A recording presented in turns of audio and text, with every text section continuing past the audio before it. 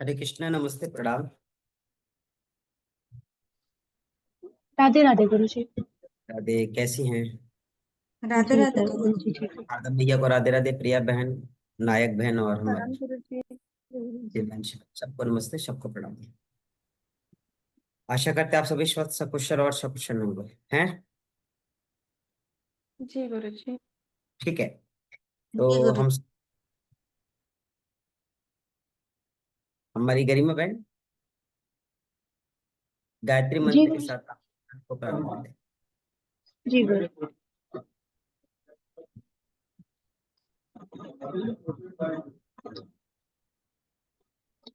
शुरू करें। सभी लोग कमर गर्दन सीधी करके बैठ जाएंगे। हाथों को नमस्कार मुद्रा में करेंगे और आंखों को बंद करेंगे और गायत्री मंत्र का उच्चारण करेंगे। ओम भूर्भुवः स्वः तत्सवितुर्वरेण्यं भर्गो देवस्य धीमहि धियो यो नः प्रचोदयात्। अपने हाथों को घर्षण करेंगे, जिसे अपने आंखों पर लगाएंगे और हाथों की हथेलियों में ही अपने आंखों को खोलेंगे।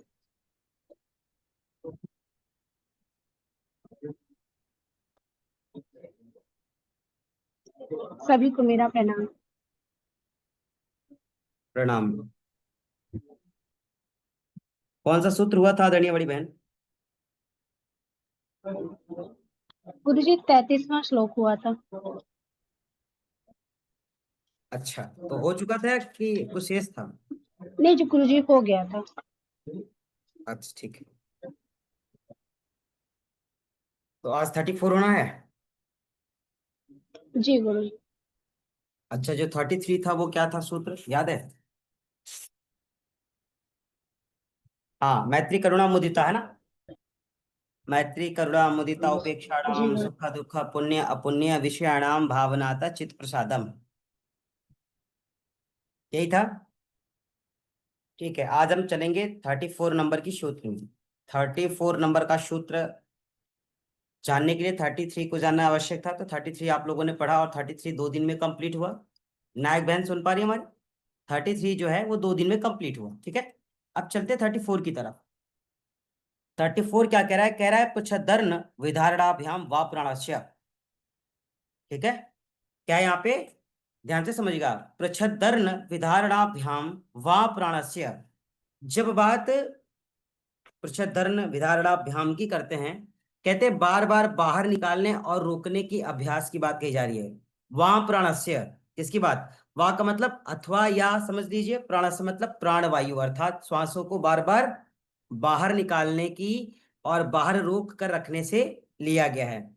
अर्थात इस सूत्र के माध्यम से आपको यह बताया जा रहा है कि इस सूत्र में प्राण को बाहर रोकने के फल का वर्णन किया गया है। इस सूत्र में प्राण को बाहर रोकने के फल का वर्णन किया गया है। अब सूत्र में तो कह दिया है, लेकिन प्राण को बाहर रोकेंगे तो कैसे निकाल करके रोकेंगे? नासिका से निकाल करके रोकेंगे कि मुख से निकाल करके रोकेंगे? ये भी चीजें हमारी महत्वपूर्ण है। ठीक है, तो आगे चलते हैं। कह रहा है कि नासिका के द्वारा बार बार बार बार बार बार प्राणवायु को बाहर छोड़ करके और बाहर रोक कर रखने से, बाहर रोक कर रखने का अभ्यास करने से साधक का चित्त एकाग्र होता है। ठीक है, लेकिन हम क्या करते हैं? हम एक बार प्राणायाम किए, हम सांस लेते हैं, छोड़ते हैं, लेते हैं, छोड़ते हैं। रोक कर रखने पर कितना काम करते हैं? कोई एक व्यक्ति बता दे। रोक कर रखने पर हम ज्यादा काम कहाँ कर पाते हैं? अनुलोम विलोम भी आप सभी करते हैं, तो अनुलोम विलोम तो एक अभ्यास है ना, एक प्रोसेस है। किसका? नाड़ी शोधन का। अनुलोम विलोम एक प्रोसेस है, एक अभ्यास है नाड़ी शोधन का। और नाड़ी शोधन से पहले अनुलोम विलोम का अभ्यास किया जाता है। लेकिन जब हमारा अनुलोम विलोम ही अच्छा नहीं होगा, तो नाड़ी शोधन हम जाहिर सी बात है बहुत अच्छा नहीं कर पाएंगे। क्यों? क्योंकि उससे पूर्व की तैयारियां हैं। जैसे भारत की टीम या भारत की महिला पुरुष कोई भी टीम, क्रिकेट की टीम हो या फुटबॉल की टीम हो या हॉकी की टीम हो, आप सोचिए जब भी क्रिकेट मैच होना होता है उससे पहले प्रैक्टिस करती है कि नहीं? वार्म अप मैच खेलती है ना, अभी ऑस्ट्रेलिया चली जाए, इंग्लैंड चली जाए, तो मैच स्टार्ट होने से पहले वो वार्म अप मैच खेलती है, प्रैक्टिस मैच खेलती है। और प्रैक्टिस मैच के माध्यम से वो अपनी तैयारी देखती है, अपना प्रिपरेशन देखती है कि क्या वह वहां की परिस्थितियों में कंफर्ट फील कर रही है, वहां की गेंदबाजों का मुकाबला कर सकती है, उस टीम के साथ सामंजस्य बिठाने में कोई समस्याएं तो नहीं आ रही है जिस टीम को लेकर के ये गए हैं। इसलिए मैच से पहले warm up match, practice match जरूरी होता है। जैसे वैसे ही अनुलोम विलोम से पहले, है ना, अनुलोम विलोम से पहले श्वास प्रश्वास को समझ लें, और जब श्वास प्रश्वास समझ में आ जाए तो अनुलोम विलोम के अभ्यास करें। अनुलोम विलोम का जब अभ्यास सज जाए तो फिर नाड़ी शोधन का अभ्यास करें, क्योंकि नाड़ी शोधन में तो मैक्सिमम रोकने की प्रावधान है ना। तो यहाँ पर श्वास को रोकने की जो फल है उसका चर्चा किया गया। कहते हैं इस सूत्र में प्राण वायु के नियंत्रण, है ना, करने से, इस सूत्र में प्राण वायु के नियंत्रित तो हो जाने से चित्त के एकाग्र होने का उपाय बताया गया है। हमारे डॉक्टर सुरेंद्र सर आ गए, हाँ आपको प्रणाम है। 1 मिनट के लिए बता दें आपको, ये हमारा 34 नंबर का सूत्र चल रहा है ना। 33 नंबर का सूत्र जो था, मैत्री करुणा मुदिता उपेक्षाणाम सुख दुख पुण्य पुण्य विषयाणाम भावनातः चित्त प्रसादम, ये 33 नंबर के हमारे सूत्र थे। अब हमारे 34 नंबर के सूत्र चल रहा है। हमारा 34 नंबर का सूत्र क्या कह रहा है, बड़ा सुंदर है, कह रहा है पुरुषधर्म विधारणाभ्याम व प्राणस्य, अर्थात इस सूत्र में साधक को प्राण को रोकने के फल के विवरण बताए गए इस सूत्र के द्वारा, कि साधक जब अपनी प्राण वायु को रोकता है तो उस प्राण वायु के रोकने के कारण किस फल की प्राप्ति होती है, कैसे फलों की प्राप्ति होती है, उसका विवरण दिया गया है। आपको समझ में आ रहा है? आपको बहुत तेज समझ में आ रहा है, बहुत ज्यादा जल्दी जल्दी? अच्छा, आप लोगों को आवाज सुनाई दिया क्या? देखिए वो भी मुस्कुरा रहे हैं, हैं? मतलब पढ़ते आप है और आनंद उन्हें आता है, आप समझ लीजिए, है ना। ये दूर से आवाज सुन करके, ये है ना, माँ को अपनी परेशान करके यहाँ तक चला। तो इस सूत्र में प्राण वायु के नियंत्रण से चित्त को एकाग्र करने के उपाय बताए गए हैं, ठीक है। अब यहाँ पे ये समझ लीजिए, अच्छा ले नहीं तो ले जाए, 1 मिनट, है ना, ये आप लोगों को जब से देखेगा नहीं, ये है ना, जाएगा नहीं। 1 मिनट मैं आप लोगों को दिखा दूँ इसको। आ जाओ, चलो कौन है, सबको जय कर लो, सबको जय कर लो, राधे राधे कर लो सबको, जय जय जय। सोच रहा है कोई बोल क्यों नहीं रहा है, हैं? अच्छा चलो दिखा देते, आपको भी दिखा दे,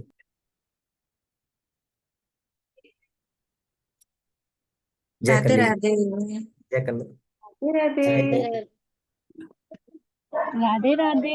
हाँ ऐसे जय करो, ठीक है, ठीक है, कर लिए।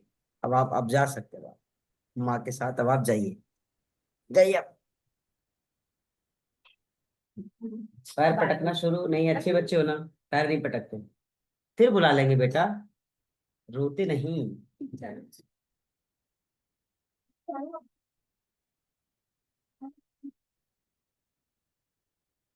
सुन लिया, उसको हटा दिया, रोना शुरू कर दिया।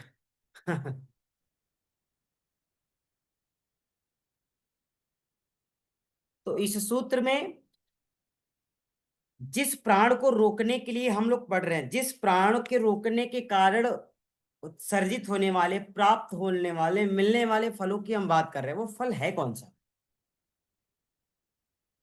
ये भी तो जानना जरूरी है ना। और वो फल क्यों जरूरी है, कह रहे हैं कि नासिका द्वार से जब साधक बार बार बार बार प्राण वायु को छोड़ करके बाहर रोक कर रखता है और बाहर रोक कर रखने का अभ्यास करता है, तब उसका चित्त एकाग्र होता है। और यहाँ पे चित्त ही एकाग्र नहीं होता है, जिसने प्राण वायु को रोक कर रखने में विजय प्राप्त कर ली, या जिसने प्राण वायु को रोक कर रखने में अभ्यास लगा पाया, जो अभ्यस्त हो पाया वो केवल अपनी चित्त को एकाग्र नहीं करता, अपनी मन स्थिति को, अपनी अंतस को, अपनी विवेक को, अपनी बुद्धि को, अपनी ज्ञान को भी एकाग्र कर लेता है। मतलब होता है ना, अधजल गगरी छलकत जाए और भरी गगरिया चुप पै जाए। तो अगर उसके पास ज्ञान रहेगा भी तो वो बहुत ही सामान्य, मतलब इस तरीके से उसका व्यक्तित्व रहेगा कि बहुत ही सरल व्यक्तित्व है। तो इस अभ्यास से केवल साधक का चित्त एकाग्र नहीं होने वाला है, उसकी अंतस, उसका मन, उसकी बुद्धि, उसका विवेक, हम कह सकते हैं कि एक बार पुनः उसका आत्म जागरण होगा। अगर सूक्ष्म रूप से साधारण शब्दों में कहा जाए तो एक बार पुनः उसका आत्म जागरण होगा। यहाँ पे जागरण की बात नहीं, जागरण तो हमारा आपका रोज होता है ना सर, हम सब शयन कक्ष में जाते हैं फिर तो जागरण सुबह होती है, तो वो जागरण तो एक अलग विषय हो गया। यहाँ पर आत्म जागरण की बात कही गई है। दूसरा, कहते हैं कि जब साधक शरीर को स्वस्थ और निरोग बना पाता है, प्राणवायु को जब बार बार बार बार बाहर कर रोक कर रखने का अभ्यास करता है, और उसके जो फल की प्राप्ति होती है, उस फल की प्राप्ति से जब उसका चित्त, उसका मन, उसका अंतस, उसका बुद्धि जब एकाग्रता की ओर होता है, संचित अवस्था की ओर होता है, तो जो बार बार वह प्रशोधन, बार बार प्रशोधन कोशिश, जो बार बार मतलब आप प्रयास कर रहे हैं, अभ्यास कर रहे हैं, वह प्रशोधन कहलाता है। और विधारणाभ्याम है ना, प्रशोधन विधारणाभ्याम, विधारणाभ्याम का विधारणा करते हैं श्वास को वहीं पर धारण करना, जहां पर रोक कर आपने श्वास को रख दिया, श्वास रोक करके रख दिया, वहीं पे श्वासों को धारण करिए। अब उस श्वास को स्वीकार कर लीजिए जिस श्वास को आपने रोक दिया। अच्छा आप बताइए, हम लोग श्वास को तो रोक कर रख देते हैं लेकिन उसको स्वीकार कर पाते हैं? लगे रहते हैं कि हे भगवान, देखते कब तक रुक पाते, काउंटिंग चलती रहती है मन में, है ना, संकल्प चलता रहता है मन में। तो हम रोक तो देते हैं लेकिन उसे धारण नहीं कर पाते हैं, मतलब हम उसमें ध्यान नहीं लगा पाते ना, उसके आनंद की अनुभूति कर पाते हैं? आप बताइए, उसमें खो पाते हैं, उसमें डूब पाते हैं, उसमें रम पाते नहीं? और आप बताइए प्राणायाम के अभ्यास से, अच्छा छोटे अनुज है ना, योगी को मेरा प्रणाम, है ना, इनसे मेरी मुलाकात हो चुकी है। अच्छा, ठीक है। तो जब श्वास को आप समझ लेंगे, जब श्वास को आप जान लेंगे, जब श्वास की सरसता, श्वास की क्षमता, श्वास की मर्मता आप जान लेंगे, उसे अभ्यास के द्वारा जब जब आप अनुभूत कर लेंगे, और जब उसकी अनुभूति आपको हो जाएगी, तो बिना अभ्यास के आप नहीं रह पाएंगे। क्यों? क्योंकि जिस श्वास की हम आप बात करते हैं, जिस प्राणवायु को नासिका मार्ग के द्वारा शरीर के अंदर ग्रहण किया जाता है, श्वास को नासिका मार्ग के द्वारा ही तो हम ग्रहण करते हैं ना। कोई कहेगा नहीं नहीं सर हम मुख मार्ग के द्वारा भी करते हैं, आप करिए, अलग बात है, करने के लिए तो नासिका मार्ग के लिए ही बताया गया है। अर्थात जिस तरीके से भोजन समय से करना है लेकिन हम बेसमय करते हैं तो वो हमारा समस्या है। करने के लिए तो एक समय निर्धारित है, सोने का भी एक समय निर्धारित है। उसी तरीके से प्राणवायु को लेने का और छोड़ने का एक प्रावधान है, एक विधि है। उस प्रावधान, उस विधि के अनुरूप अगर हम ले नहीं पाते हैं, हम छोड़ नहीं पाते, तो ये हमारी समस्या है, विधि की नहीं, नियम की नहीं, प्रोसेस की नहीं। तो यहाँ पे जिस प्राणवायु को नासिका मार्ग के द्वारा शरीर के अंदर साधक ग्रहण करता है उसे श्वास कहते हैं। और जब आप उस प्राण को अंदर ग्रहण करके रोक करके रखते हैं, उसे अनुभूत करते हैं, उसे महसूस करते हैं, उसको जीते हैं, उसे स्पर्श करते हैं, उसकी अनुभूति करते हैं, सच में तब आप उस श्वास की अनुभूति से, उस श्वास की मर्म से, उस श्वास की महिमा से परिचित हो पाते हैं। अर्थात हम रोज श्वास की बात करते हैं, करते कि नहीं?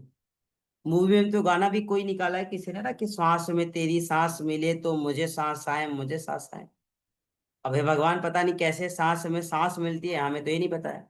अभी तक सुना था दिया तुम दिया हम बाती, है ना, दोनों अगर अलग हो गए तो, है ना, जिंदगी की बुझ गई सब कुछ। यहाँ पे जिस सांस में सांस के मिलने की बात कही जा रही है, आप पहले श्वास को शब्दों से बोल करके अनुभूत कर लीजिए, श्वास को किसी के द्वारा कहने पर कानों से सुन करके महसूस कर लीजिए, लेकिन श्वास को आत्मसात कर, श्वास का स्पर्श कर, श्वास की अनुभूति कर, श्वास की मर्मज्ञता को स्वीकार कर, जब आप उस श्वास की अनुभूति करते हैं ना, तो रियल में फिर आपकी सारी चीजें आपके अनुसार होने लगती है। जो चीजें आप जैसा सोच रहे, जैसा आप चाह रहे, व्यवस्थाएं भी आपके अनुकूल होने लगती हैं, परिस्थितियां भी आपके अनुकूल होने लगती है। क्यों? क्योंकि ये श्वास सामान्य नहीं है। इस श्वास का स्पर्श करने वाला सोल, इस श्वास को स्पर्श करने वाली आत्मा, इस श्वासों का स्पर्श करने वाला जीव परमात्मा के स्पर्श के लिए ललायित नहीं रहता है। परमात्मा की स्पर्श के लिए ललायित नहीं रहता है। जिसने श्वासों का स्पर्श किया, जिसने उस श्वासों की यात्रा की, आप थोड़ा सा मेडिटेशन करते कितना आनंद आता है, सही बताइए, आनंद आता है ना? थोड़ा सा मेडिटेशन करते हैं, लेकिन सच में जब आप उसे स्पर्श करते हैं, जब आप उसे छूते हैं, कितना खुशी होती है। उदाहरण के स्वरूप, एग्जाम्पल के फलस्वरूप, एक माँ है ना, एक माँ जब उसका लल्ला रोता है तो उसे बड़ा कष्ट होता है। दूर अगर है और उसको खबर हुई कि मेरा बेटा रो रहा है, फोन से अगर उसकी आवाज सुनी, बड़ा तकलीफ होता है। लेकिन जैसे उसको पता चलता है बेटा शांत हो गया है, सो गया है, तो सुकून मिलता है, मिलता है। वही माँ जब थोड़ा और करीब आती है, जब उस बच्चे को सामने देखती है कि वो कष्ट में है, तो उसका सारा खुशी जैसे निछावर हो जाता है, सब खत्म हो जाती है। उसकी व्यथा माँ की परिस्थितियां बिगाड़ देती है, माँ खुद व्यथित हो जाती है। लेकिन जैसे उसका स्वास्थ्य परिवर्तित होता है, माँ के भीतर थोड़ी सी ऊर्जा आती है। माँ उस बच्चे को देख रही कि वो हॉस्पिटलाइज है, वो शीशे में है, वो सेंटर में है, उसे डॉक्टर ने अंदर रखा है, हम उस कमरे में नहीं जा सकते, हम उस मतलब ओटी में नहीं जा सकते हैं। और जैसे उसको अपनी आंखों से देखती है, शायद उसका तकलीफ कम हो जाता है। लेकिन जब वह माँ उसी बच्चे को अपनी हाथों से स्पर्श कर लेती है, अपने गले से स्पर्श कर लेती है, हृदय से स्पर्श करा लेती है, गले लगा लेती है, तो वो जो अनुभूति होती है, वो अनुभूति इन सारी अनुभूतियों को पीछे छोड़ देती है। वैसे ही इस श्वास के स्पर्श की बात कही गई कि जिस तरीके से माँ का एक नवजात शिशु जैसे ही माँ के स्तनों का स्पर्श करता है, एक नहीं, दो दो शोल सुकून को स्वीकार कर पाती हैं, दो दो शोल शांति की अनुभूति कर पाती हैं, दो दो शोल सहज हो पाती है, जैसे ही एक दूसरे का स्पर्श होता है। तो यहाँ पे जब श्वासों के स्पर्श की बात कही जाए, कहते हैं जिस प्राणवायु को नासिका मार्ग से शरीर के बाहर निकाला जाता है उसे प्रश्वास कहते हैं। लेने की प्रक्रिया श्वास हो गई और छोड़ने की प्रक्रिया प्रश्वास हो। लेकिन उस प्रश्वास के साथ कहते हैं प्राणायाम करते समय श्वास और प्रश्वास की केवल 3 अवस्थाओं का वर्णन होता है। सबको पता है, सभी परिचित है ना इससे? भाई सभी परिचित है कि नहीं? Yes no? नहीं अभी मैं नाम गुरुजी। लूंगा तो आपको याद आ जाएगा, है ना? अभी हम मुझे नाम नहीं लेंगे तो पता। आपको याद आ जाएगा अगर हम नाम लेंगे तो। लेकिन शायद आप अभी भी कंफ्यूज हैं। यहाँ पे क्या गया है, पूरे प्राणायाम की प्रक्रिया में, प्राणायाम के अभ्यास में महत्वपूर्ण 3 अवस्थाएं ही बताई गई हैं, रेचक, पूरक और कुंभक। अवस्था ही तो है ये, आप पढ़े ही तो हैं। शब्द थोड़े से है ना अलग है, भाव अलग दिशा की तरफ जा रहे थे, इसलिए आप सभी थोड़े व्यथित थे। आखिर वह है क्या? वही अवस्थाएं हैं, है ना? पानी का कलर चाहे उत्तर प्रदेश में देख लीजिए, चाहे महाराष्ट्र में, चाहे हमारी शारदा बहन के राजस्थान में देख लो, या गरिमा बहन के नवाबों के शहर है ना, लखनऊ में देख लो, या हमारी नाग बहन के घर देख लो, या हमारी प्यारी उड़ीसा वाली बहन के पास है ना, देख लो, प्रिया बहन के घर, उसके यहाँ पे पानी का रंग जो है सभी के यहाँ एक ही जैसा होता है। पानी का रंग कोई अलग है? नहीं। किसी भी देश में जाएंगे, किसी भी कोने में जाएंगे, पानी का कलर, यहाँ तक कि विदेश में भी चले जाएंगे तो पानी का कलर वैसा ही होता है। हाँ, उसमें क्वालिटी थोड़ी अलग हो सकती है, गुण थोड़ा है ना ऊपर नीचे हो सकता है, लेकिन कलर तो वही है ना।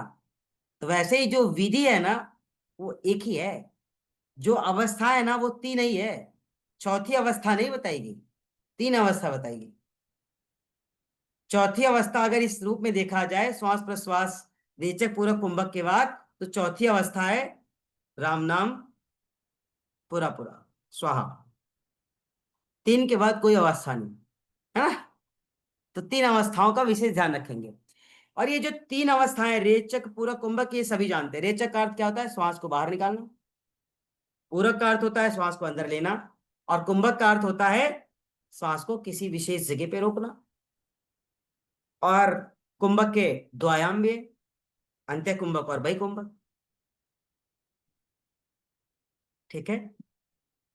तो ये श्वास लेने की, श्वास छोड़ने की जो प्रक्रिया है, इस श्वास लेने और छोड़ने की प्रक्रियाओं को जिसने स्वीकार कर लिया, इस प्रक्रियाओं पर जिसने विजय प्राप्त कर ली, और इस प्रक्रियाओं में जो रम गया, इस श्वास का स्पर्श जिसने कर लिया,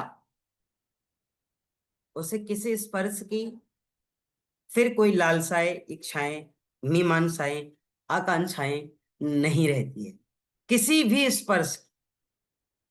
फिर से समझिएगा, हम बड़ी ऊंची बात बोल रहे, किसी भी स्पर्श की कोई लालसाएं नहीं रहती, कोई भोग विलास मोह माया का माया जाल उसे जकड़ नहीं सकता। कहेंगे सर फिर तो हमें इसका अभ्यास नहीं करना, क्योंकि हमें ये दुनिया प्यारी लगती है ना, हमको थोड़ा सा, और करेंगे लेकिन उतना नहीं करेंगे। हम अभ्यास करेंगे, हम उस श्वासों का स्पर्श नहीं करेंगे, क्योंकि अभी हमें दुनिया घूमनी है, अभी थोड़ा देखना है, घूमना है, फिरना है, आनंद लेना है ना। तो फिर तो उसके लिए कोई बात ही नहीं।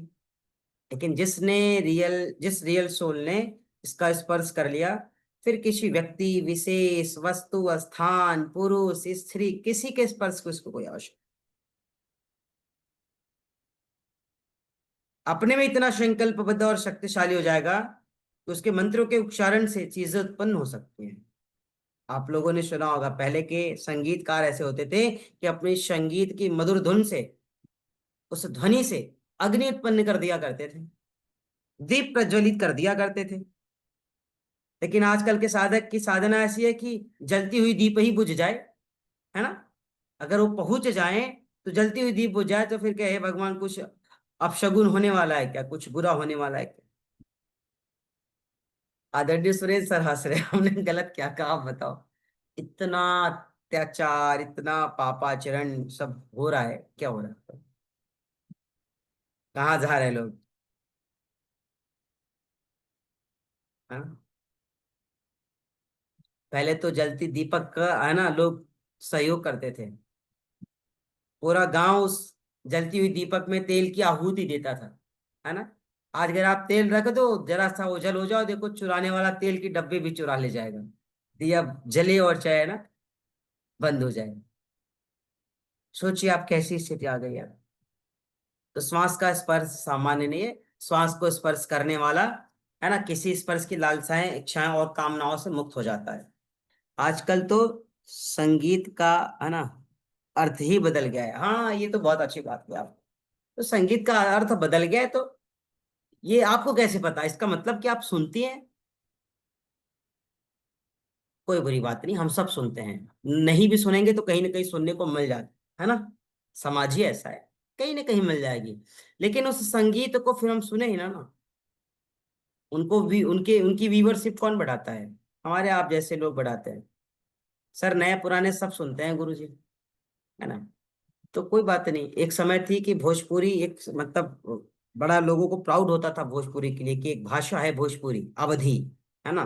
लेकिन आज सोचिए, आज भोजपुरी को इतना तोड़ दिया गया है, इतना तोड़ दिया गया है कि लोग चार लोगों के सामने है ना, उस तरीके के गाने सुन नहीं सकते हैं, चार लोगों के सामने देख नहीं सकते हैं। अपनी घर के, अपने परिवार के, अपनी बहन बेटियों के साथ हम बैठ करके उस गाने को नहीं देख सकते या सुन सकते हैं। इतने उसके मतलब को तार तार कर दिया गया है। तो किसी की आबरू लूटना ही आबरू लूटना नहीं कहलाता है, किसी की इज्जत के साथ खिलवाड़ करना ही खिलवाड़ नहीं है। किसी के ऊपर आक्षेप लगाना या उसके संस्कारों से खेलना ही केवल खेल नहीं है। ये जो संगीत चल रहा है, जैसा कि दिव्यांशी बहन ने बताया, ये भी तो किसी न किसी की मतलब इज्जत को आहूत कर रहा है ना, समाज को आहूत कर रहा है, ये भयभीत कर रहा है ना, व्यथित कर रहा है ना, तार तार कर रहा है ना, लोगों की मर्यादाओं को भंग कर रहा है ना। आज हमारे समाज में हर लोग वही कहीं ना कहीं उसमें जा रहे हैं, इंटरेस्ट बढ़ रहा है, नई युवा पीढ़ी भी लगेगी है, तो मिलेगा क्या फिर उससे? क्या मिलेगा उससे? तो हमें इसलिए अपनी जनरेशन को अगर सुधार करके रखना है, तो सुधारने पर काम करना बंद कर दीजिए, केवल साधना से जोड़ दीजिए, पहला सुधार यही है। योग से जोड़ दीजिए, प्राणायाम से जोड़ दीजिए, अभ्यास से जोड़ दीजिए, फिर बाकी का काम करना आपका काम नहीं, बाकी का काम वो खुद कर लेगा। वो डिसीजन भी ले लेगा, वो निर्णय भी ले लेगा, उसे सही गलत का पहचान भी हो जाएगा, उसे करना क्या और नहीं करना ये उसको पता रहेगा। तो इसलिए ये बहुत जरूरी है। और मन को एकाग्र करने के लिए और भी अन्य उपाय हैं, है ना? और कौन सा उपाय हो सकता है, कोई और बताए? जैसे हम कहे मन को एकाग्र करने के लिए और कौन कौन से उपाय हो सकते हैं? बोलिए, हमारे साथ डॉक्टर सुरेंद्र सर भी हैं, करीमा बहन भी हैं।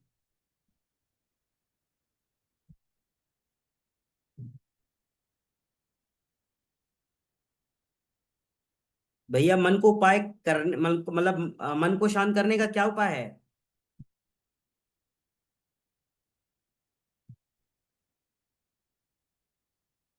कोई एक बोलिए। अब तो आप लोग बोलते भी नहीं, हमें तो बड़ा डर लगता है कि आप लोग सीख रहे हैं या फिर भूल रहे हैं जो कुछ जानते हैं।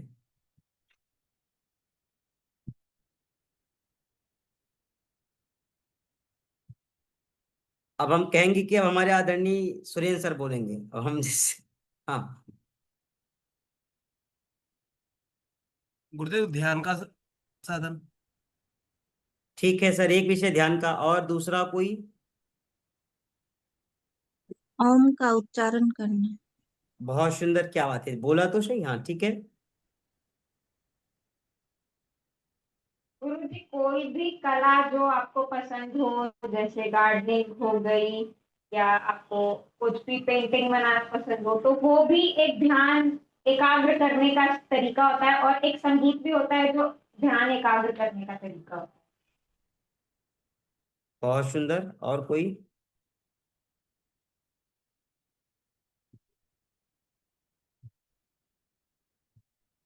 और कोई? मुझे नाम जप कर सकते हैं। ये भी सुंदर है, ये भी सुंदर है। नाम जप कर लिया, ध्यान कर लिया, और दिव्यांशी बहन के अनुसार कोई भी सुंदर कार्य, जिसमें जैसे गार्डनिंग वगैरह हो गई, बागवानी हो गई, या जो कुछ भी हो गया, ठीक है, बहुत सुंदर। और मन को शांत करने का और क्या उपाय है? अध्ययन, ज्ञान। क्या है? अध्ययन, ज्ञान। जैसे जैसे अज्ञानता दूर होगी, अंधकार दूर होगा, चंचलता जाएगी और एकाग्रता आएगी। सर, हमने गलत कह दिया क्या? क्योंकि हम जिस किसी से भी प्रश्न करेंगे वो यही बताएगा। मेडिटेशन करेंगे, संगीत सुनेंगे, नाम जप करेंगे, माला करेंगे, सत्संग करेंगे, भजन करेंगे, लेकिन ये सब करने के लिए भी किसकी आवश्यकता होगी? ज्ञान की। जब बुद्धि जागृत अवस्था में रहेगी तभी तो सत्संग में जाएंगे ना हम।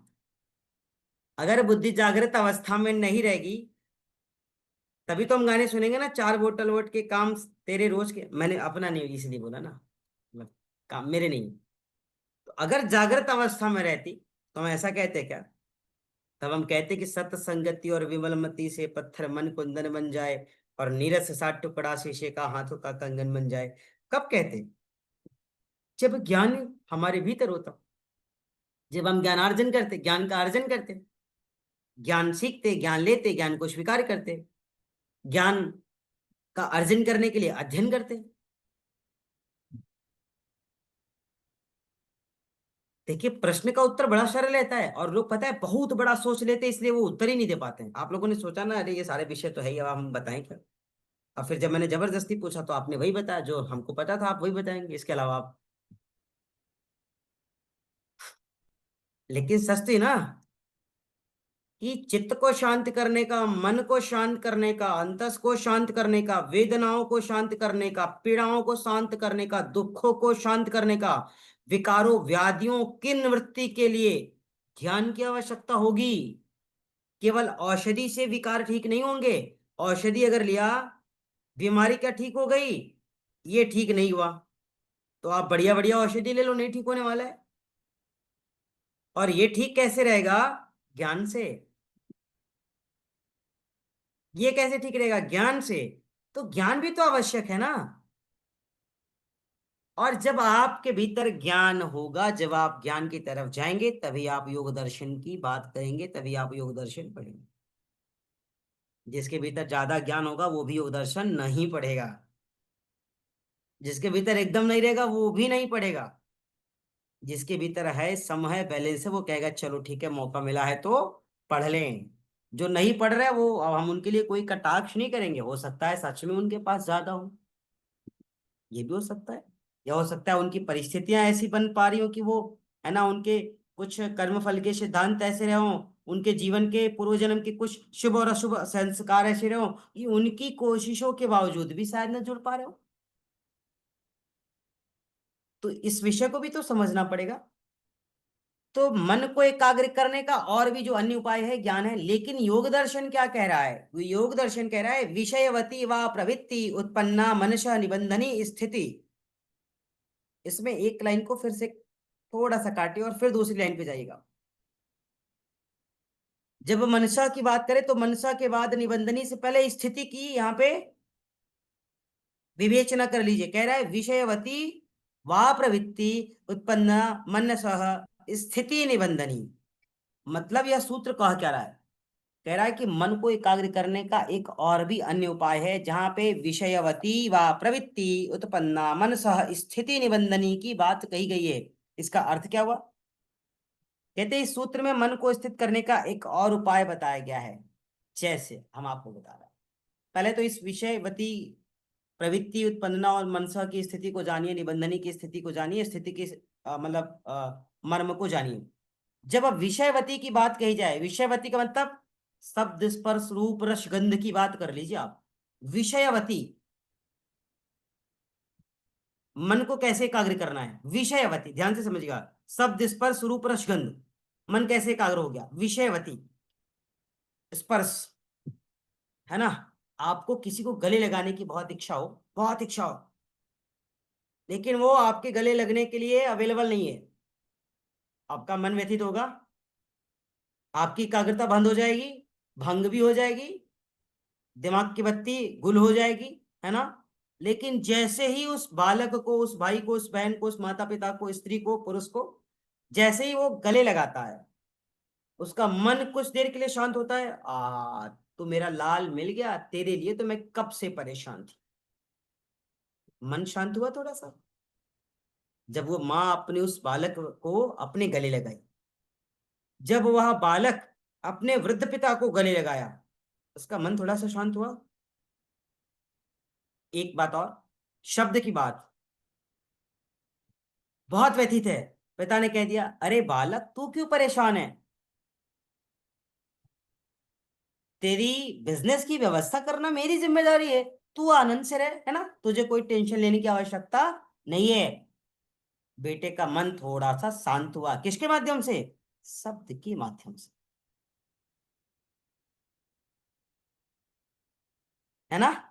शब्द के माध्यम से। तो यहाँ पे क्या कह रहा है, कह रहा है विषयवती, अर्थात शब्द स्पर्श रूप रस गंध अन्य आदि विषयों वाली स्थिति की बात कही गई है। फिर कह रहा है वाह या प्रवृत्ति, वाह का मतलब या अथवा प्रवृत्ति की बात कही जा रही है। किससे, अनुभूति से, उसकी अनुभूति करना।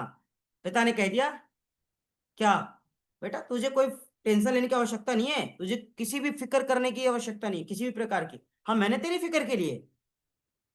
अब एकदम बेटे को उस बात की अनुभूति हो गई, उस शब्दों की अनुभूति हो गई जो पिता ने कही। तो पिताजी कह रहे बेटा तुझे बिजनेस की चिंता नहीं कर रहे, बिजनेस तो हम तुझे करा देंगे।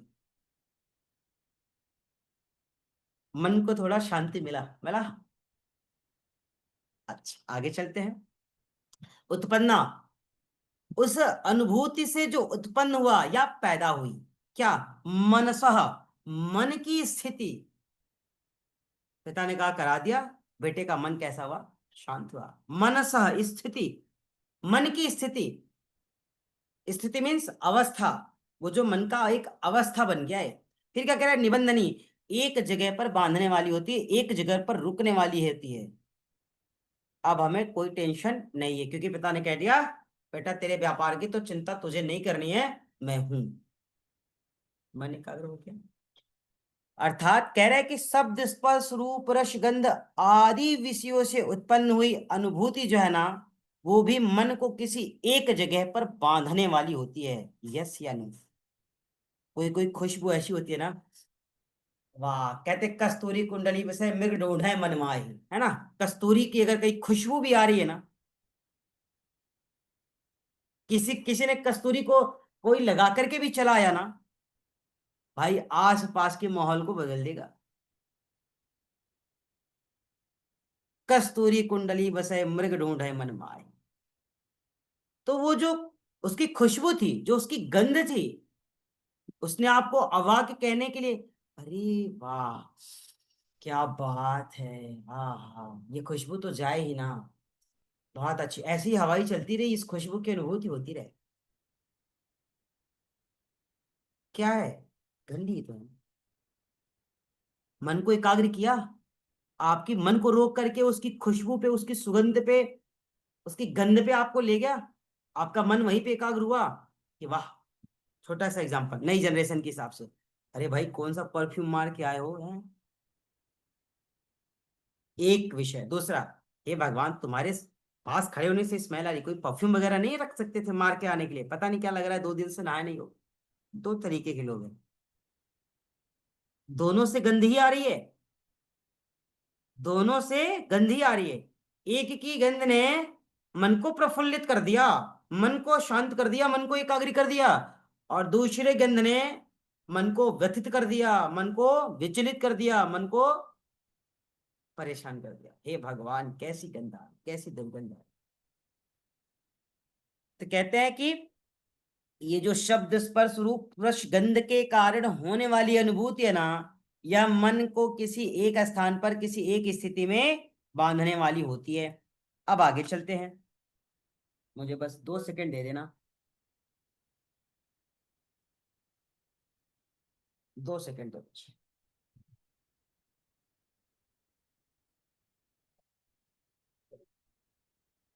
वो कैसी होती है, बांधने वाली होती है। आगे चलते हैं। जैसे नासिका क्या करती है, गंध को स्वीकार कर रही है ना कि पॉजिटिव है कि नेगेटिव है, अच्छा है या बुरा है। Yes no. जी गुरुजी। जी गुरुजी। जिह्वा से रस की अनुभूति हो रही है, वाह क्या टेस्ट जी। है, हो रही है। जिह्वा से रस की अनुभूति हो रही है। जी। जब जिह्वा से रस की हो रही है तो आंख से किसकी हो रही है, दृश्य की। जी। स्पर्श, त्वचा की, स्पर्श से त्वचा की हो रही है। शब्द, कान, शब्द स्पर्श रूप रस गंध, ये सारी जो विषय हैं, ये साधक की इंद्रियों को एकाग्र भी कर सकता है और व्यथित भी कर सकता है। कोई कोई ऐसा टेस्ट, मिर्ची खिला दिया सर किसी को, एकदम उसकी नींद हराम हो जाएगी। जिसको बिल्कुल मिर्ची पसंद ना हो, या किसी को छाला हो जाए और आप उसे मिर्ची खिला दो किसी टेस्टी आहार में, गरीब मैया, उसकी आहार में आप उसको दे दोगे मिर्ची तो उसकी एकाग्रता भंग होगी कि बन जाएगी? भंग हो जाएगी। तो यहां पर कह रहे हैं कि जब साधक अपनी इंद्रियों से विषय आदि सुखों की अलग अलग अनुभूतियों के लिए जब सही दिशा की तरफ अग्रसर होता है ना, तब वास्तविकताओं को जान पाता है। लेकिन उसी इंद्रियों से अपेक्षा के अनुरूप, इच्छा के अनुरूप, मन के अनुरूप अगर चीजें घटित नहीं होती है तो वो आपको व्यथित करती है और आपकी एकाग्रता भी भंग। आप अपनी कानों से अपनी तारीफ ही तारीफ सुनना चाह रहे थे, अब नहीं हुई तो सारी एकाग्रता भंग हो गई और खंडमंडल शुरू हो गया। हो गई कि नहीं? किसी के बारे में आप एकदम थोड़ा स्ट्रेट फॉरवर्ड बोलना शुरू कर दो, जैसे मेरी तरफ से थोड़ा खड़ा बोलना शुरू कर दो, आप सही को सही कहना शुरू कर दो, आपकी दोस्ती खत्म हो जाएगी उससे। करके देख लो ना एक दो बार, आप सही को सही कह के देख लो। इसका मतलब सही को सही कहने वाला ही गलत हो जाएगा, और फिर है ना, आपसे हमारा दोस्ती सिर्फ वहीं तक है। और हम इसीलिए डरते हैं, हम सही को सही कहने का सामर्थ्य भी नहीं जुटा पाते हैं। और अगर सही को सही कह दिया तो अगर वो सही नहीं है तो उसको स्वीकार नहीं करेगा, उसकी एकाग्रता बंद हो जाएगी, भंग हो जाएगी ना। इसलिए यहाँ पे जिस धारणा ध्यान और समाधि की हम बात करते हैं ना, वो धारणा ध्यान समाधि भी इस इंद्रिय के संतुलन से ही संभव है। अगर ये इंद्रियां संतुलित नहीं है तो किसी भी धारणा ध्यान समाधि की कल्पना भी करना गलत है। और हम अक्सर यही करते हैं, मेडिटेशन की सेंटर में जाते हैं, ध्यान लगवाने की कोशिश करते हैं, गुरु जी आप मेरा ध्यान लगवा दो। जरा उसे पूछना अपनी पत्नी का ध्यान लगवा पाया? पत्नी ने धक्के मार के भगा के भाग जाओ यहाँ से, है ना, सेंटर पे जाओ, तुम्हारी है ना बच्चे तुम्हारे इंतजार कर रहे होंगे। अपनी पत्नी का ध्यान नहीं लगवा पाया वो मेडिटेशन ट्रेनर, बुरा मत मानिएगा। वो पत्नी दूसरे के तमाम पतियों को वो बैलेंस कर दी, अपनी पति को बैलेंस ना कर पाई। देखो, कड़े शब्द है ना, कड़े हैं, नहीं कर पाई। वो दूसरों को ज्ञान देंगे कि आप इस जगह खड़े होकर के ये चीजें मत खाया करो, ये स्वास्थ्य के लिए हानिकारक है, लेकिन सबसे पहले वही खाते मिलेंगे। और अगर आपने कह दी तो उनकी एकाग्रता तो भंग हो जाएगी और आपकी दोस्ती वहीं पे खत्म हो जाएगी। यही होगा ना, उनकी एकाग्रता भंग और आपकी दोस्ती खत्म। इसलिए जब साधक धारणा ध्यान समाधि की बात करे तो उससे पहले उसे अपनी इंद्रिय विषय को संतुलित करने की आवश्यकता है। अगर उसका संतुलन न रहा तो ये धारणा ध्यान समाधि हमारे लिए उसके जैसा है। किसके जैसा हम बता सकते हैं सर? और ये क्या बोलते हैं उसको, उसमें जाने, अंतरिक्ष में जाने जैसा है, समझ लो, है ना। मतलब लैंड तो ले लोगे आप, मकान नहीं बनवा पाओगे, और बनवा लिए तो दोनों पति पत्नी साथ जा पाओगे कि नहीं ये भी नहीं पता है। वो कहेगा तू चली जा, वो कहेगा तू चला जा, है ना। दोनों अपनी जान से डर रहे, इसलिए नहीं कह रहे कि तू जाके सच में देख क्या, दोनों सोच रहे पता चला मैं जाऊं तो रह ही ना पाऊं, इससे अच्छा भैया तू ही चली जा, या भाई तू ही चला जा। तो यहाँ पे जिस धारणा ध्यान समाधि की बात कही जा रही है, जिस मन को एकाग्र करने के लिए यहाँ पे शब्द स्पर्श रूप रस गंध आदि इस विषय की सुखों की, इस इंद्रियों के असंतुलन और असंतुलन की अवस्थाओं के बारे में विवेचनाएं की गई है। इसको जिसने सम कर लिया, इसको जिसने बैलेंस कर लिया, वो अपनी मन को सम कर सकता है, अपनी मन को बैलेंस कर सकता है।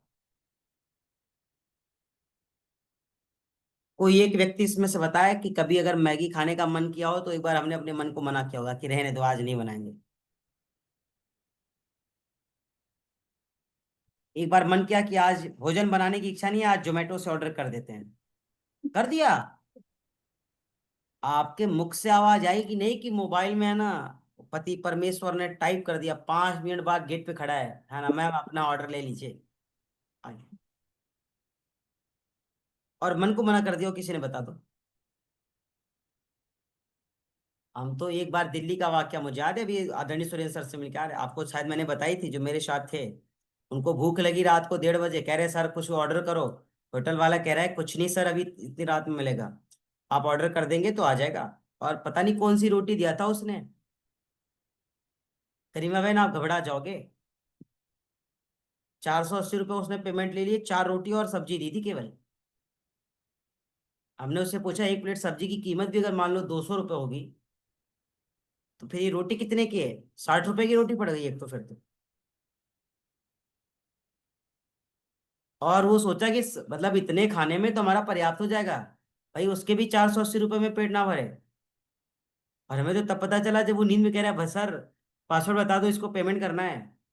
और हम नींद में, हमने कहा कर ले भाई। अगर उसने अपनी मन को थोड़ा सा एहसास कराया होता कि कोई बात नहीं, सुबह आराम से उठेंगे, अग्नि बढ़िया से प्रज्वलित रहेगी, और अपना स्नान वगैरह करेंगे, शौच आदि से कर निवृत्त होकर के सुबह में ब्रेकफास्ट अच्छे से लेंगे, तो शायद उसके मन को शांति भी मिल जाती, वो सो भी जाता। लेकिन मंगाया भी, खाया भी, और पेट नहीं भरे होने के कारण मन को भी शांति नहीं मिली और नींद भी नहीं आई। उससे बढ़िया तो हम थे जो भूखे सो गए। हमने कहा कि भाई देखो रात बहुत हो गई और इस ये समय नहीं है भोजन का, तो फिर भोजन करने से क्या लाभ है जब ये समय गलत है, नहीं कर सकते। तो कभी अपनी इंद्रिय सुखों के लिए, विषय सुखों के लिए आपने अपने को ना कहना सिखाया? आपने अपने को मना किया?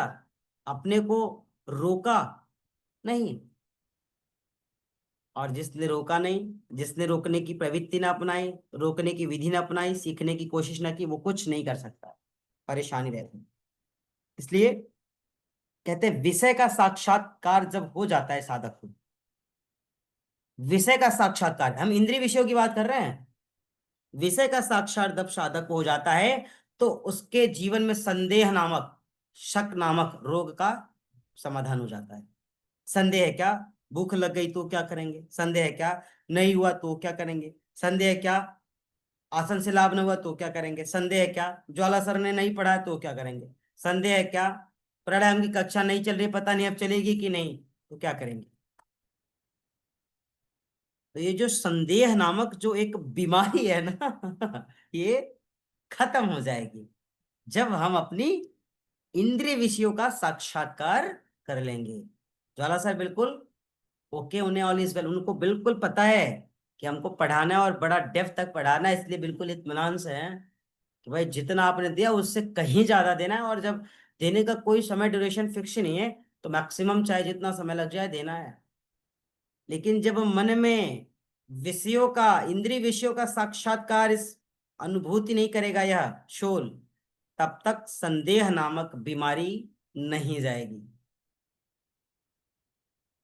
अब कोई डर के नहीं पूछ रहा होगा, किसी को लग रहा होगा ज्वाला सर क्या कह देंगे, कोई मैसेज नहीं करता है। अच्छा किसी ने पूछ लिया तो उसकी समस्या का समाधान भी हो गया। तो यहाँ पे इंद्रियों को, विषयों का साक्षात्कार करना जरूरी है। और विषयों का साक्षात्कार करने के लिए सर क्या कहते हैं, ज्ञान से बढ़िया कोई उपाय नहीं है। ज्ञान से बढ़िया कोई उपाय नहीं है। कहते हैं सर हमारे पास प्राणायाम करने का समय नहीं, कोई बात नहीं, पुस्तकें पढ़ना शुरू कर दीजिए, अध्ययन करना शुरू कर दीजिए, किताबों से मित्रता शुरू कर दीजिए, किताबों को दोस्त बनाना शुरू कर दीजिए, उसके मित्र बन जाइए, देखिए, है ना। अगर आपका पुस्तक आपका सबसे अच्छा मित्र है, तो याद रखिएगा कहीं पर भी आप खड़े हो जाएंगे ना, तो आपके ज्ञान के लिए 4 लोग नतमस्तक हो जाएंगे। आपके ज्ञान के कारण 4 लोग आपका रिस्पेक्ट करेंगे, आपके ज्ञान के कारण 4 लोग आपका सहयोग करेंगे, अगर ज्ञान है तो।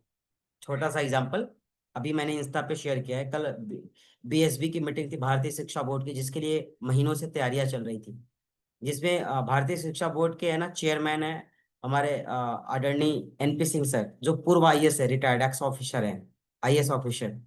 और हमारे यहाँ के जो वर्तमान में आईएएस ऑफिसर है, जिलाधिकारी, इनके कार्यक्रम थे। और आपको बताया जब पूर्व मतलब आईएएस जो एक्स आईएएस है, उन्होंने जब बोलना शुरू किया, गरिमा बहन 1:30 बजे से उन्होंने बोलना शुरू किया था, है ना। उसमें देखा अगर आपने, मुख्य वक्ता वही रहे। 1:30 बजे से उन्होंने बोलना शुरू किया और वो 5:30 बजे ब्रेक लेते हैं। 4 घंटे कंटिन्यू, एकदम नॉन स्टॉप। और माइक ले करके खड़े होकर के बोल रहे, बैठ के भाषण नहीं दिया उन्होंने। और एक बात, उन्होंने चल चल के भाषण नहीं दिया, एक जगह पर खड़े होकर के भाषण दिया। और उनकी एज क्या है? 65 ईयर ओल्ड। उनका ज्ञान कैसा है? बड़े बड़े तपस्वी और मतलब ऐसे लोग जो वेशभूषा से तो ज्ञानी लगते हैं, लेकिन शायद उनकी लेवल का ज्ञान है कि नहीं, इसमें संदेह हो सकता है। लेकिन उनके ज्ञान में संदेह नहीं, क्योंकि वो उस समय के आईएएस ऑफिसर रहे जब ये इतने वो करप्शन नहीं थे, चीजें करप्ट नहीं थी। और जो जिस विषय पर वो मतलब लोगों को सिखा रहे थे, भारतीय शिक्षा बोर्ड, मतलब भारत में जो सीएस मतलब आपको पता है सीबीएसई बोर्ड है, यूपी बोर्ड है, आईसीएसई बोर्ड है, ये सब बोर्ड है। तो आपको पता है सीबीएसई बोर्ड भी पहले संस्थाएं और संगठन चलाया करती थी, तो अब जो सरकार के अधीन हो गई। और आईसीएसई को तो भारत सरकार ने मान्यता ही नहीं दी है ना, उसको दिया ही नहीं है, ठीक है। दूसरा यूपी बोर्ड। लेकिन ये भारतीय शिक्षा बोर्ड जो है, ये भारत सरकार का पहला बोर्ड है जिसका गठन भारतीय शिक्षा बोर्ड के नाम से किया गया है। और उसके चेयरमैन है वो एक्स और मतलब आईएएस ऑफिसर, वो बोल रहे थे।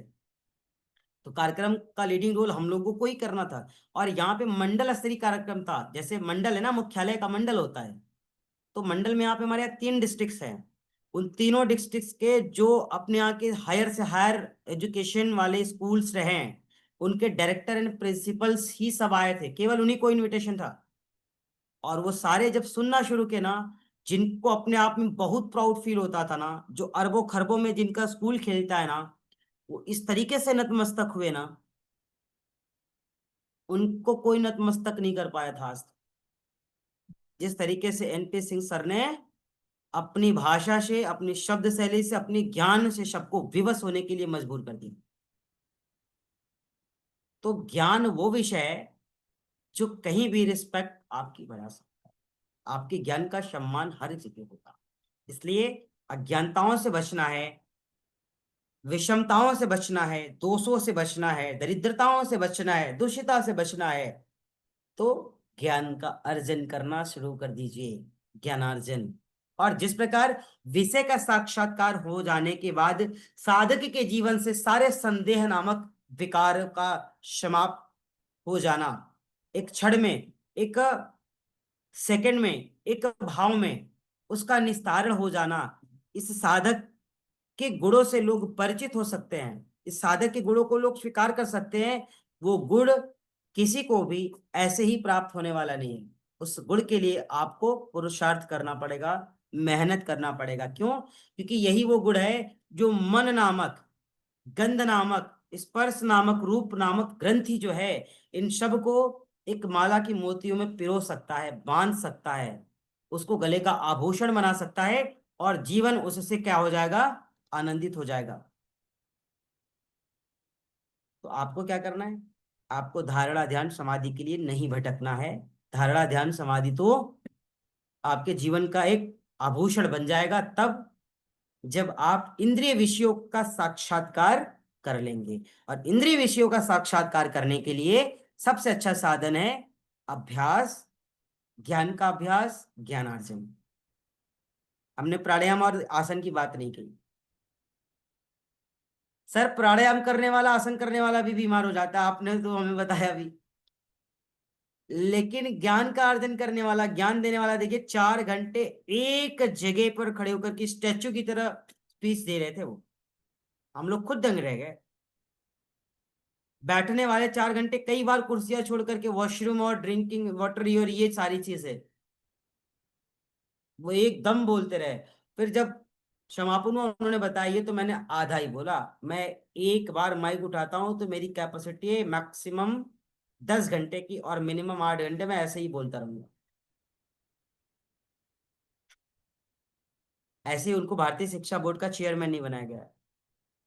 भारत सरकार जिसके पीछे लग करके जिस बोर्ड का सिलेबस तैयार करने के लिए पूरे विश्व से, है ना, लोग अपने यहाँ के लोगों को देना चाह रहे हैं, और यहाँ का भारत जैसे देश के सबसे वरिष्ठ और सबसे उपयोगी लोगों की जो एक पैनल बनी हुई है, उसका चेयरमैन होना ये सामान्य विषय नहीं। इसका मतलब कि सच में उनका चुनाव उनके व्यक्तित्व, उनके ज्ञान के आधार पर ही किया गया है।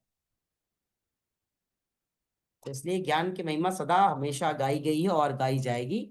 और जब साधक को ज्ञान हो जाएगा, तब उसके भीतर से अश्रद्धा, अज्ञानता, अशुचिता, अदुष्टता, है ना, ये सारी चीजें धीरे धीरे समाप्त हो जाएगी, और तब साधक अपने की अनुभूति कर पाएगा, और तब अपने वास्तविक जीवन से परिचित होगा, है ना। तब उसे कुछ भी बहुत घबराहट नहीं होगी, किसी ने कुछ कह दिया, किसी ने, वो बताएगा कि हाँ वो उसका पहलू हो सकता है, कोई बात नहीं, ठीक है, वो उसका विषय हो सकता है, लेकिन हमारे भी तो एक विषय है। तो हम एक ही विषय से परिचित है, जब दोनों विषयों से परिचित होंगे तो शायद सही और गलत का बोध हो पाएगा।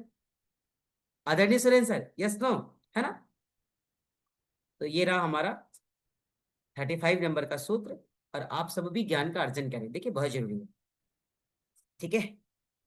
अच्छा लगा। लेकिन जी कहेंगे गुरु सर हम ज्ञान का अर्जन नहीं करेंगे, हम ज्ञान देंगे जरूर, है ना। हाँ हाँ, हम अर्जन करें ना करें लेकिन हम देंगे।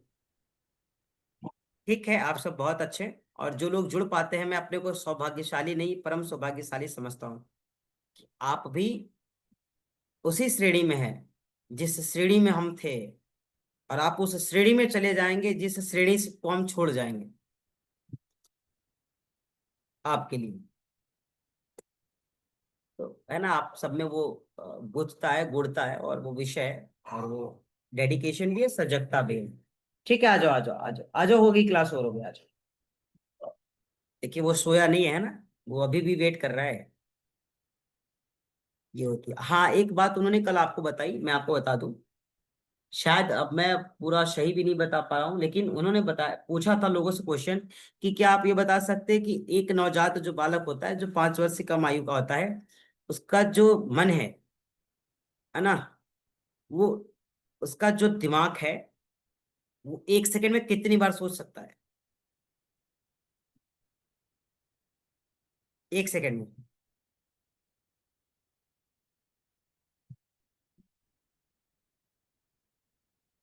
एक अनुमान, अनुमानित अनुमान, रिसर्च हुआ है इस पे, 7 लोगों पे रिसर्च किया गया है, दुनिया के टॉप रिसर्चर लगे रहे इसमें। कल के ही सेशन में सर ने बताया, रिकॉर्डिंग उठाएंगे तो और भी सारी चीजें क्लियर हो जाएगी। आस्था चैनल पे चल रही थी। 25 लाख बार, 25 लाख बार। 5 वर्ष से कम आयु का जो नवजात होता है, बालक होता है, शिशु होता है, जो बहुत उथल पुथल करता है, बहुत, आप देखिए वो रिएक्शन, उसका एक्शन, सब चीजें, हंसता है, मुस्कुराता है, एक ही समय में कई कई काम करता है। 25 लाख बार। अच्छा, वही बालक अगर 16 वर्ष की आयु में जाएगा तो कितना करेगा, एक अनुमान लगाइए।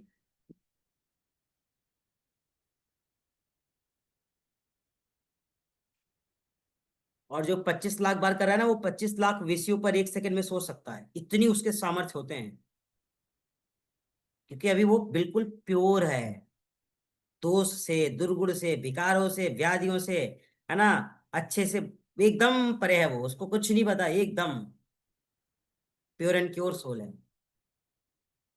लेकिन वही, जब बालक 16 वर्ष की आयु पार कर जाता है, जब वह 16 वर्ष का हो जाता है, उसकी संख्या हो जाती है मैक्सिमम 40 टाइम्स, 40 बार, केवल, केवल 40 बार। और वही जब 40 की एज को क्रॉस करता है तो और भी डंप। देवयांशी बहन बता रही, 2 बार, 2 बार नहीं, दो नहीं गुरुजी, मैं 20 बता रही हूँ, 20। 20 बार भी नहीं।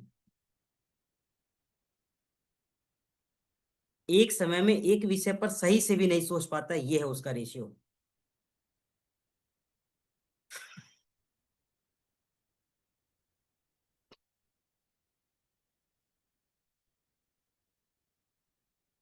एक विषय में एक समय पर सही से नहीं सोच पाता है, अर्थात सोचता है, सही से नहीं सोच पाता, देता है 100% नहीं देता है। ये है उसका रेशियो। और सत्य है। और 50-60 वालों की तो बात ही नहीं करनी है ना। तभी तो बच्चे कहते हैं ना, बाबा आजकल सठिया गए हैं। सठिया नहीं गए हैं, ये व्यवस्था ही ऐसी है प्रकृति की। तो आप सोच लीजिए कि हमारे पास अर्जन करने के लिए क्या समय का रेशियो है, कब तक बहुत अच्छे से कर सकते हैं, कब तक बहुत अच्छे से सीख सकते हैं और ले सकते हैं। और चीजें इतनी तेजी से डंप होंगी ना, जैसे देख लीजिए 25 लाख से सीधे 40 पे आ गए। क्या रेशियो रहा सोच लीजिए। ऐसे ही जीवन है ना, सीधा अर्थ से एकदम फर्श, वही है बिल्कुल, यही जी। तो इसलिए आप सभी इस विषय से जुड़े हैं, ये बड़ा ही सौभाग्य का विषय है, और सुनते हैं, ये तो परम सौभाग्य है। एक क्षण के लिए आपके मस्तिष्क में ये जा रहा है, विचारों में जा रहा है, दिमाग में जा रहा है, ये बहुत अच्छा है। आपकी ब्लड में जा रहा है, आपकी सेल्स में जा रहा है, आपके ऑर्गन्स में जा रहा है, आपकी इमोशंस में जा रहा है, आपकी फीलिंग्स में जा रहा है, आपके ट्रस्ट में जा रहा है, ये शब्द पता है। और आप कितने स्ट्रांग बन रहे हैं अंदर से। केवल ये पढ़ना पढ़ाना विषय नहीं है, आपके फीलिंग, आपके ट्रस्ट, आपकी इमोशन, आपकी बॉडी की एनर्जी लेवल, सबको ये चेंज कर रही है, स्ट्रांग बना रही है, डेवलप कर रही है। इसलिए ये जरूरी है।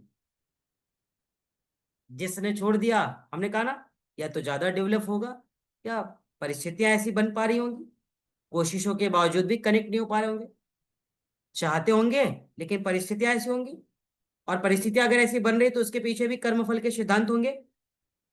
जीवन में पूर्व जन्म के शुभ और शुभ संस्कार भी हो सकते हैं। तो अगर आप जुड़ पा रहे तो सच में आपके संस्कार, आपके जीवन में कर्म कहीं ना कहीं बेहतर है। आप सौभाग्यशाली नहीं इसलिए कह रहा हूं कि परम सौभाग्यशाली है जो जुड़ पा रहे हैं। ठीक है, हाँ। तो आज के लिए इतना ही। हम सब फिर एक नई सत्र में जुड़ेंगे, नई ऊर्जाओं के साथ। और एक विषय और, कि कल सुबह प्रातः 7 बजे हमने एक मीटिंग रखी है प्राणायाम सत्र के लिए।